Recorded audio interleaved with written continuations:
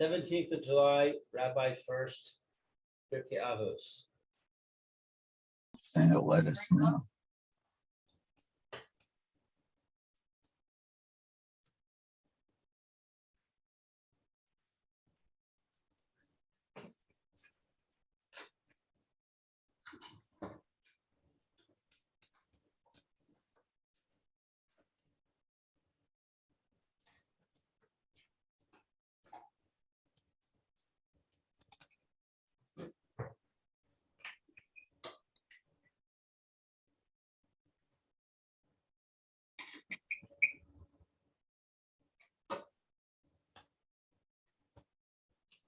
Shalom Aleichem, Rabbi Umari. Good morning, good Shua Tov, good morning, Lou, good morning, Roy, good morning, man, good morning, all the three. How's everybody? Good morning, Rabbi Furst. Baruch Hashem. Baruch Hashem.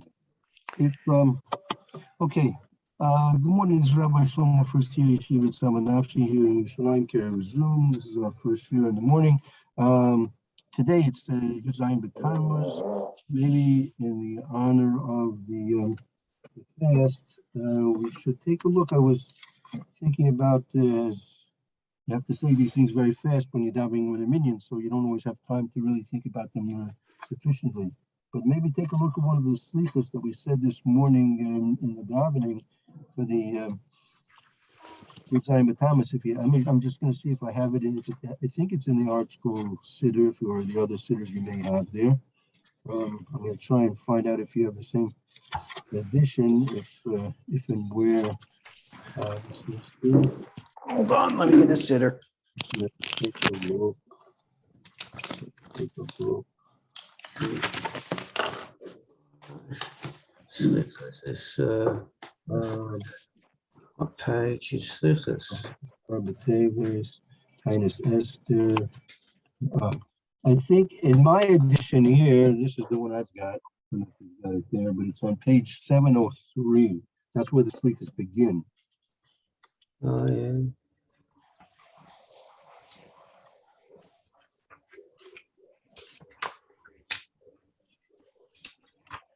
Okay, that's not the same as my, I don't have the same pagination. 16. Yeah, probably. I've put out a few different editions. All right, let's take a look, see where it's going to be. Okay,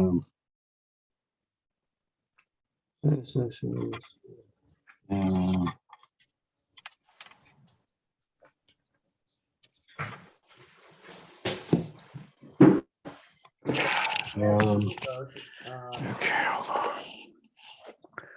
Slichas is 8:16. In my art scroll, it is. Yeah, mine too, 8:16, Slichos. Okay, which slicha is it? It'll be the first of the three. You know, we said the general pattern is you say three. This will be the first of the Right. three. First of the three. First Slicha, Ashenchol L'cha Yotzer. Yotzei Ruchos, right? Okay, got it. Okay, I'm still trying to find it in mine. What page is it in yours? I've got a car. Oh, that's a different one. Okay, you have a different one. Okay. Anyone able to locate it yet? no.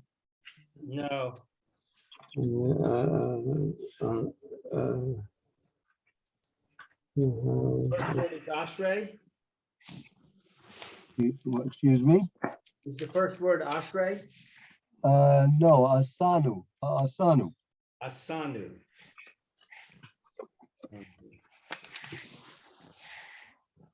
On my again, it's on 706 in my art school, but I'm not sure. Page 862, Yes. maybe. Okay, right. That's it. Tanu. Yeah.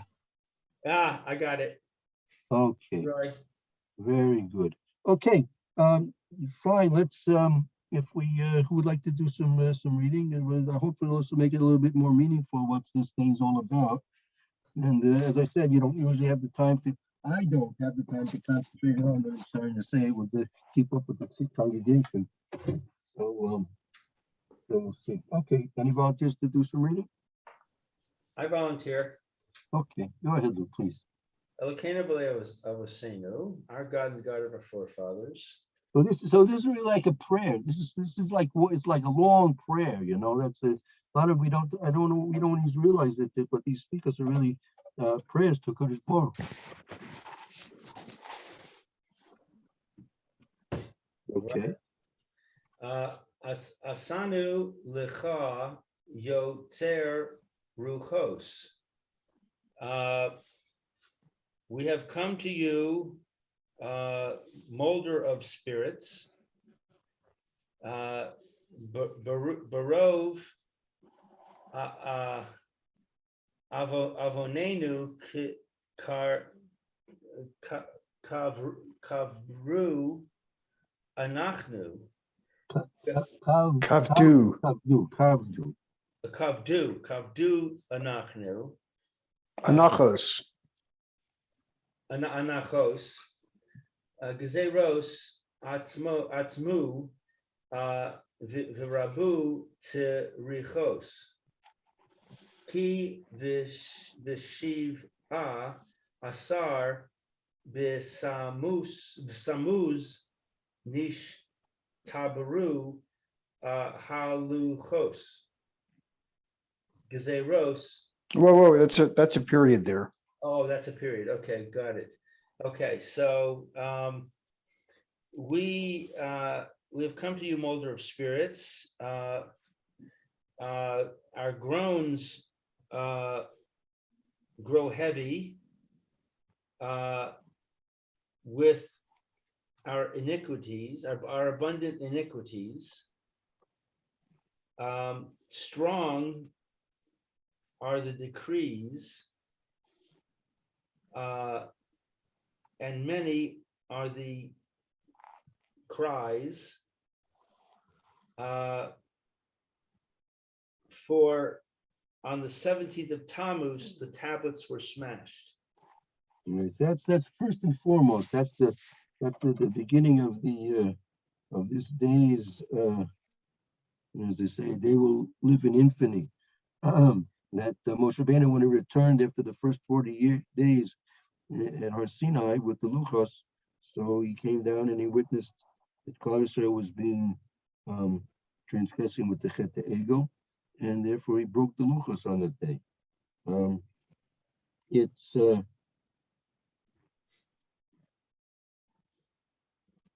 We have to see if is there any mention of the Chet Egel. Like we mentioned that the breaking of the Luchos was the Tzara, right? But what was the cause of the breaking of the Luchos? The Chet Egel was the cause of the Luchos being broken. Right. I'm scanning the English. I don't see anything about the Het Egel. Right. So that itself is a, the Luchos weren't broken in a vacuum. They didn't slip out of Moshe Rabbeinu's hands. Right? He did that in reaction to something. It's mentioned in, sorry. Yeah, go ahead, Roy, go ahead. I'm just going to say, sorry. No, it's mentioned in the footnotes as one of the reasons. Yeah, okay. Well, the footnotes didn't make it into the Sleep. you see, they had to put it into the footnotes. Because there is an aspect of the breaking of the Luchos that was a good thing. That Hashem sent Yasher Koach to Moshe for doing it, because the Luchos were no longer appropriate. Once the people had sinned, the Luchos were no longer appropriate, and we needed a new set that was appropriate. So Right. it would seem like the smashing of the Luchos should be the secondary thing that would be mentioned. The primary thing, like you're saying, would be the sin that we did, the Egel. Right. Okay. So that I don't have an answer to this question. Just to tell you the truth, it just really occurred to me right now. Right. Okay. Yeah. So something we can think about. Okay, let's continue. Galinu mi base of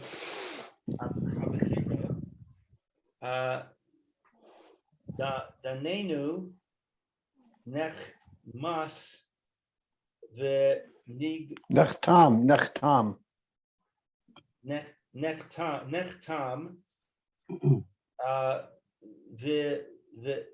V'neguzra gazra v'hashech ba'adenu osam ki Badenu Oira.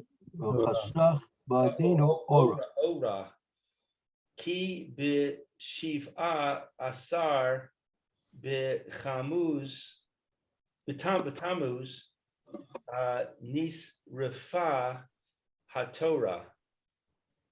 So we were exiled from our chosen house. Our judgment was sealed, and a decree was decreed, and the light was darkened for us, because on the 17th of Tammuz, the Torah was burned. Nisrafa was burned. Right. I'm not familiar with that. Yeah. Okay. So we'll believe, if I'm not mistaken, 1 second.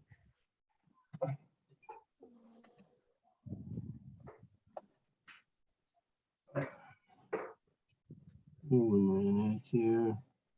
1 second.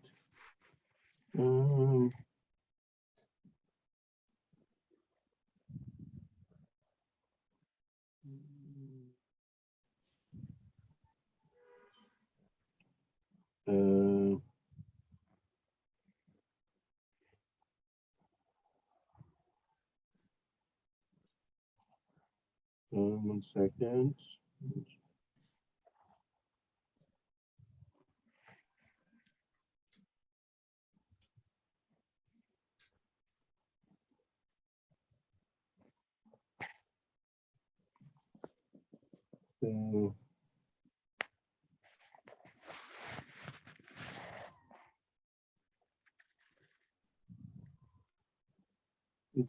Well, we're gonna in the Mr. Brewer share, we're gonna be switching over to Hilchas Tainus, right?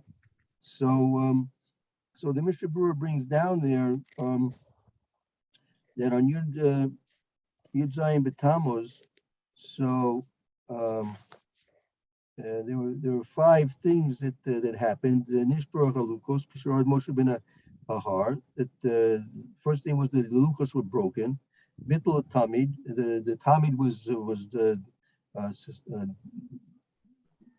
suspended. Oh, Shehikru Besa Rishon Vineyards are Arbon Sora. Okay. From the ear, right. It says Bechorben Beis Sheni, Bechorben Beis Sheni, and the second by is Sarv Af Tunumiosos Parasha Esatora. Well, Ahmed Selam Behechel. So the one of the Roman Rishoyim burned the Torah at the time, apparently, of the Korban Bayis Sheni. So that's what it's referenced to. We'll see that in the Mr. Brewer's share when we get to that later on today, Mitzvah Shem. Okay, so that's the reference to the burning of the Torah. Okay. All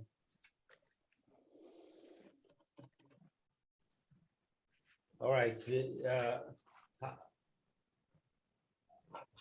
Harsu Oivenu ha heichal uvarcha shechina mizavis heichal venim sarnu miyad zadim lehis acho ki v'shiv'a asar b'tamuz ha'amar telem b'heichal. Okay, so let's see. Our enemies tore down the sanctuary, and the presence of God fled from the sanctuary's corner, and we were under the control of the wanton ones to be consumed, because on the 17th of Tammuz, an idol was set up in the sanctuary. Right.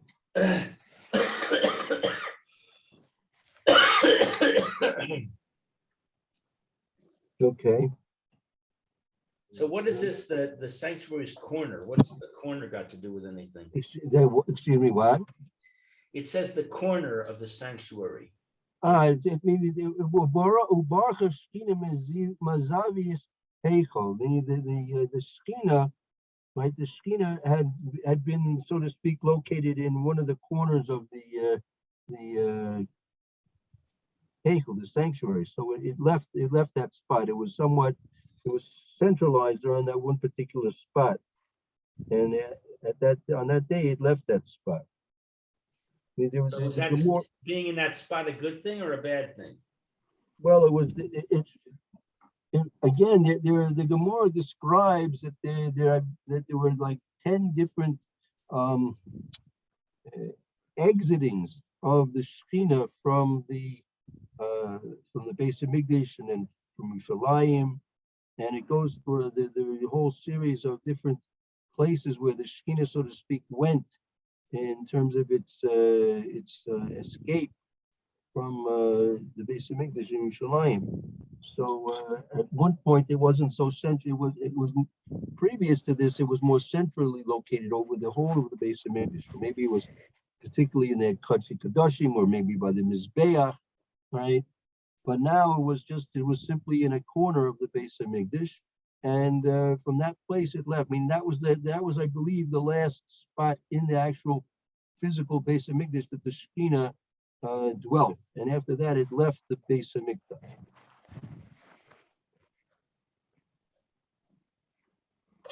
So I have a general question.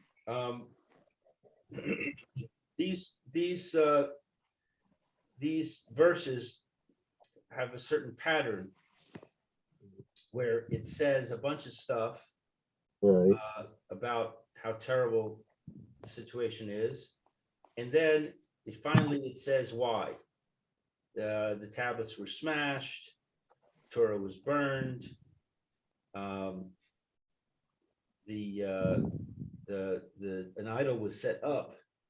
So I can relate to the last part of the verse, of each verse, but I don't really get the significance of the beginning. It seems kind of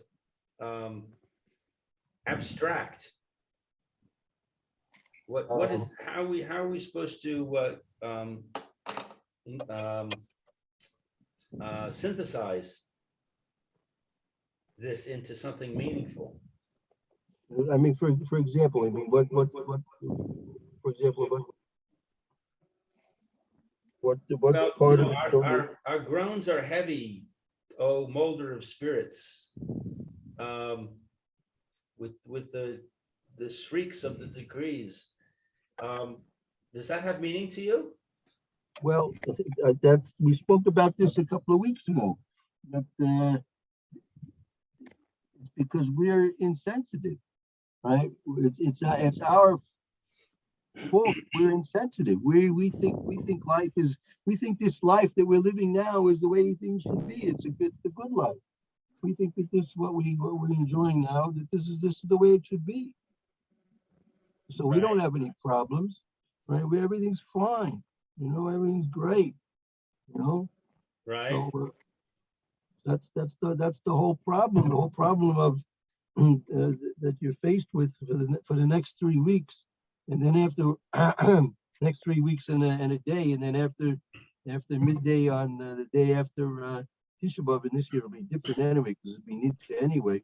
But everyone, everyone, what are people doing now? Now these 3 weeks they're planning a vacation. What are they going to do after Tisha B'av? right, Everything's fine, no problems. No one's groaning, no one's moaning, no one's crying about anything, right? right. Because we don't know what we're missing. There's an expression in Yiddish. I'll tell you in English. There's an expression in Yiddish that the worm in the crane thinks it's sweet. That the worm in the gall root, in the bitter root, thinks it's sweet. This worm crawled into some bitter root, and they made its home there, and he thinks that's the sweetest place in the world to be. That worm should know what it's like to be in an apple. If that worm was in an apple, he'd really understand the difference between where he's living and in an apple, right? Right. So we don't realize first of all, we don't realize the seriousness of our situation, and we don't realize the how good it used to be, and therefore what we're missing. We don't realize these things. So somehow through this, reading this, we're supposed to realize that more? It tells us what happened on this day, and then we're supposed to somehow try to relate to all these things that happened, and we're supposed to feel and understand that we are somewhat directly related to it, because if these things have not been corrected, if these things have not been changed from what they were at the original time of their destruction, and they still continue to one extent or not, then we aren't doing a sufficient job ourselves. That's supposed to hopefully arouse a person to try and improve.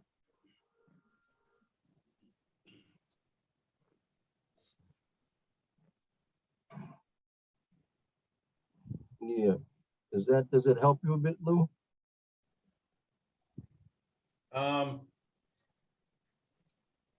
The reason it doesn't help is because it seems to me that I could get what you're saying by just reading on the 17th of Tammuz, the tablets were smashed. On the 17th of Tammuz, the Torah was burned.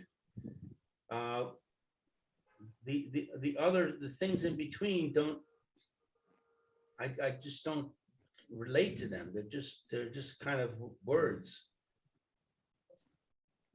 I can say the tablets were smashed. That was a terrible thing. The Torah was burned. Okay, those I can relate to. But So I'll tell you what. You have a Sefer Mesilas Yesharim nearby. yeah, I can get it. If you want, if anyone else wants to get a Sefer, you have a nearby Sefer Mesilas Yesharim.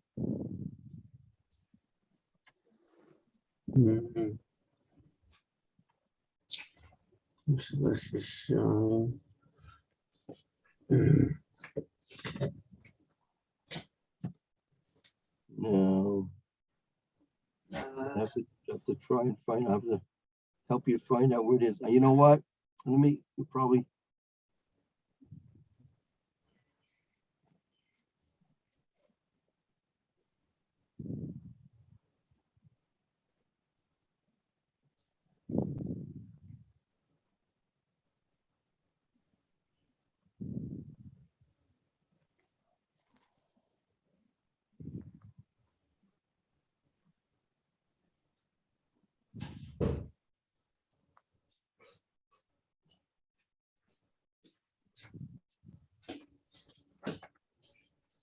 Okay, this is the one you talk about?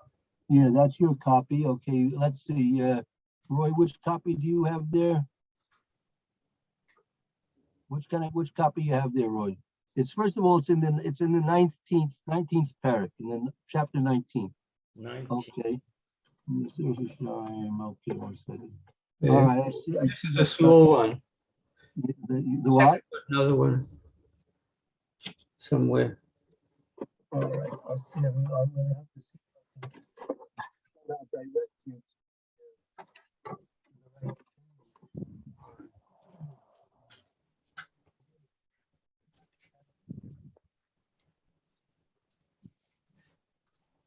So where are we opening to? I'll tell you. 19. Chapter 19. Sorry, chapter 19. Yeah. Chapter 19. And whereabouts on in chapter 19?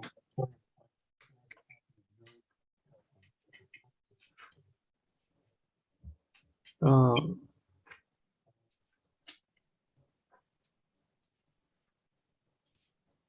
Okay, I have 19. It's Viveur Chelkei Hachasidus, Right. So the divisions of saintliness.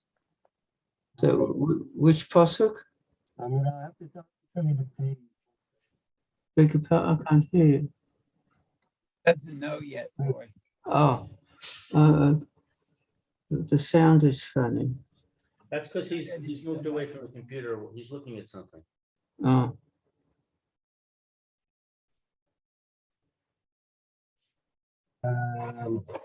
Let's see. Okay, so Roy, I think in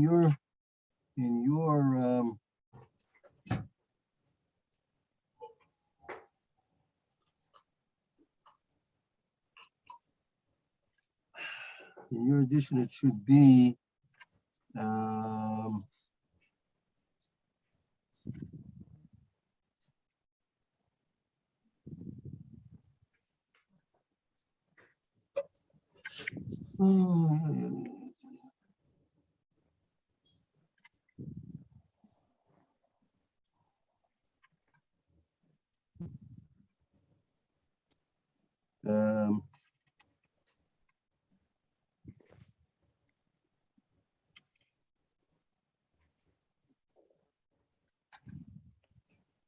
it's about page 406, maybe. On your edition, it's probably about 406. Lou, for you to find it in yours, Mine's on page 221. okay. Oh, here, 1 second. Okay, 1 second. That's the beginning of that. Right, yeah, that's the beginning. It's well into the chapter, so I'm trying to get you, trying to find this page numbers for you. 1 Ah, second. Got it. It'll make it easier. It's taking time. Here, Roy, on your page, on yours, it's on page 402. Page 402. okay. And 1 second, 1 second. Let me try and get a copy for Lou and his copy. 1 second. what are we looking at?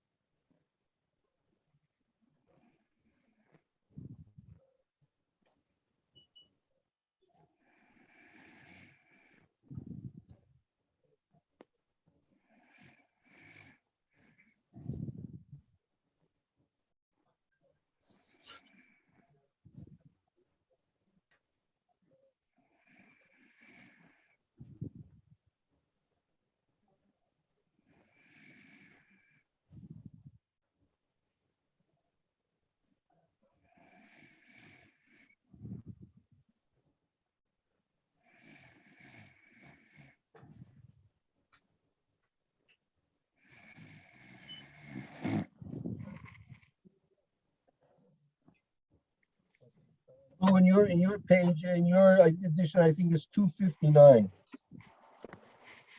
259. 259. Roy, it's in page 402. And Lou, it's in page 259 for you. The middle, the middle paragraph, beginning in the saintly attitude. Okay, I see it in the English. Let's see if I can find it in the Hebrew. Right. I don't. Have you got a posik number? It's not a pasuk. You take a look there. Actually, I've got numbers. Yeah. Oh, all So right. is it Vidavar ze be rucho bisana? Is that the Right. saintly attitude? yeah, I think it's better just to read it in English for the time being. Okay, Mm. that's easy. That's easier for me. And Roy, so you have it in your copy as well? All right. Is it the sages clarified this matter? Oh. Yes, that's it. Oh, Exactly. right. So what's the matter? What did I clarify? Yes, Lou, you could read this if you like here. Okay, the saintly attitude we are discussing has been set forth in Tana Debe Eliyahu. Every sage in Israel who possesses the words of Torah according to their true significance and grieves for the honor of the Holy One, blessed be he, and for the honor of Israel all his days, and lusts and feels pain for the honor of Jerusalem and of the temple, and for the swift flowering of salvation, and the ingathering of the exiles, attains to the infusion of the divine spirit in his words.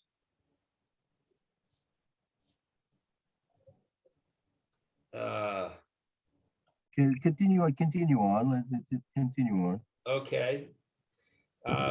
This then is the proper frame of mind for one to cultivate, removed as it is from all considerations of personal pleasure, directed only towards the honor of the presence and towards the sanctification of his name, which is sanctified by his creations when they do his will. In relation to this, it is said, who is a saint? One who is saintly with his creator. A saint of this kind, aside from being motivated in the proper manner in relation to performance of mitzvos, in pursuance of his divine service, must without doubt constantly feel actual pain over Jerusalem and the destruction because of their tendency to minimize the honor of the Blessed One, and will lust for the redemption so that the honor of the Blessed One may grow, as stated by the aforementioned Tana Debe Eliyahu. And he lusts and feels pain for the honor of Jerusalem and prays constantly for the redemption of Israel and for the restoration of the honor of heaven to its former preeminence. If one would say, who am I and what am I worth that I should pray for Jerusalem, etc., will the exiles be gathered in and will salvation sprout because of my prayer? His answer awaits him. As we learned, a man was created individually so that each man should say, the world was created for my sake. It is the Blessed One's pleasure that his sons desire to pray for this.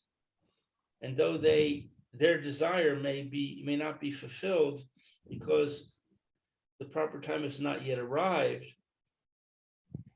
or for some other reason, they will have done their part, and the Holy One, blessed be he, rejoices in it. The prophet stormed over the absence of this attitude. And he saw that there was no man, and he was amazed that there was no contender. And I looked, and there was no helper. And I was amazed, and there was no supporter. And it is Zion, no one inquires after it. Commenting upon this verse, our sages of blessed memory said, this shows that it needs inquiring after. We see then that we are duty bound in this respect. We cannot exempt ourselves because of our inadequate strength. For in relation to all such things we learned, the work is not yours to complete, but you are not free to abstain from it. And the prophet says, Okay, good. Yeah, that's let's stop here for the time being. So you see that it's not a new problem, Lou, right? Even at the time of the prophets, they were complaining that people weren't fulfilling their obligation and relating properly to the needs at hand. So what can we say about ourselves? You know? well, I mean, applying it to myself, yeah, I can relate. I don't really feel it. And I don't know what to do about that. But applying it to Klal Yisrael today, it doesn't seem like it's relevant. I mean, there are thousands upon thousands of frum Yidden who I think take it very seriously, and they are sad and mourning about the loss of Jerusalem and the Gullus. Right. So, I mean, you do have obviously some segment, some percentage of the population that does feel and have the proper attitude. But nevertheless, what the Slikos are mentioning, right? The Slikos are mentioning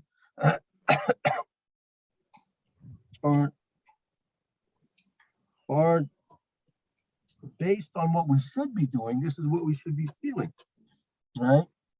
So when the Slikos begin about all our distresses and our crying, moaning, so that's because the people should in fact be feeling these things. They should these things should be real for people. Now, to the extent that they are, very good, and if not, so then we don't relate. That's part of our insensitivity, right? And we should try and do things that arouse us in some way to make a change in our attitude to become more sensitive. So what I have done in the past, I mean, there was a time when I tried to follow along and read the Slichos, but I found that to be not very helpful. So instead I brought a Holocaust book, a book that described what happened in the Holocaust. And I found that put me in a much more sad mood, because I could relate to that that's something that happened in our time, relatively speaking, that I could relate to the things that happened, the terrible things that happened. Is that wrong? Well, the question is, I mean, if you're focusing specifically on Tisha B'Av, the question is, what exactly is our vote on Tisha B'Av? What are we supposed to be doing on Tisha B'Av? And if we can determine what our vote is supposed to be, then we have to try and understand if what you're doing is going to be bring you in taking steps in that direction or not, right? So we have to first try and realize what our vote is. What are we supposed to be? What is it simply just being said? I mean, I'm sure you can go to a doctor, and he can tell you, you know, if he wants, person wants antidepressant pills, I'll give you those. He says, I want a pill that'll make me depressed. I'm sure you could find some product on the market that'll make people depressed, right? So why don't we just when we finish our Sudasmov Sekis for Tisha B'Av games, why don't we just down a couple of those pills and then we'll all be sad, right? Right. So it's just simply to put ourselves into an emotional state, right? So that's something we'll have to try and work on. We have, you know, these 3 weeks. These 3 weeks should be devoted towards trying to understand what our obligations are and how the best to fulfill them. So yeah, okay. So we can try and work on that. See what we're really supposed to be doing and how we're supposed to go about doing it. Okay. All right. I see that the Another time thing is. that occurred to me as I was reading this is, what is it that that we're missing as a result of the fact that we're in Gullus? Right. It would seem to me that maybe if we had, you know, a discussion of or description of that would be something I could focus on. Well, that's somewhat what they're trying to do here. They're trying to point out, trying to focus your attention on the things that we lost. Anyway, it could be. I don't know if I'm not sure. You probably have a copy in the amongst the Shrine, the Sefer I wrote based on the Rosh Yeshiva of Scheinberg's lectures on these topics. You probably have a copy by now. Oh, yeah, I have a copy. I read the whole thing. Yeah. I don't remember discussion of Tisha B'Av specifically, but I could look at it up again. Excuse me, I didn't hear you. I said, yeah, I read that book. I don't remember specifically discussions of Tisha B'Av, but I could look at it again. Yeah, I would recommend you look at it again. Maybe, I mean, I don't know if I'm not sure if I want to maybe to go through that. I don't know. You want to take a look at it, maybe focus on a few things there, and we can maybe I can work that in too. That hopefully I was attempting, at least. Let me put it this way. I was attempting in writing that book to try and give a somewhat of a guidance and a methodology to try and make the avoda of Tisha B'Av real and effective in some ways. Whether I was successful, I don't really know. Let's take a break now for a few minutes. Okay. And, we'll continue on. We'll be learning in the Mr. Brewer in volume 6, the of the Mr. Brewer will be going through the halachas of the Tainus and Tisha B'Av, the 9 days and 3 weeks. What's Simon? We'll start. Let's see, 1 second. Where will we start? Probably Tough Kuf Mem Tet. Okay. Tough Mem Tet. Yeah. So we'll be seeing you soon, hopefully. Roy, you should have a good afternoon, Mr. Shem. You too, be well. And then likewise as well. Okay. See you all soon. Okay. Thank you, Rabbi.